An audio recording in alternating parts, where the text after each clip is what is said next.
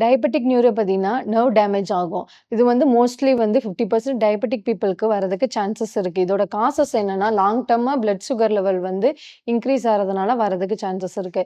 இதோட சிம்ப்டம்ஸ் எப்படி இருக்கும்னா, பெயின்ஃபுல்லா இருக்கும், நம்ப்னஸ் இருக்கும். அதே கை, கால், பாதம்லாம் வீக்கா இருக்கும்.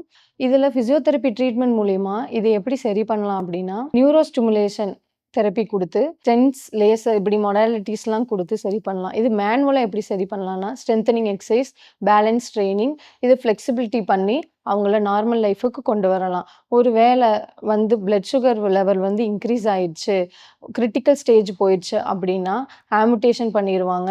அதே மாரி ஃபுட் வந்து அல்சர், இன்ஃபெக்ஷன் இந்த மாரி ஃபார்ம் ஆயிரும். இந்த மாரி லெவலுக்கு போகாம இருக்கிறதுக்கு, எங்ககிட்ட இதுக்கான ட்ரீட்மெண்ட் ஃபுல் டைமா குடுத்துட்டுருக்கோம். எங்க Velu physiotherapy rehab centre, Theni. கீழ இருக்க கான்டாக்ட் நம்பருக்கு கால் பண்ணுங்க.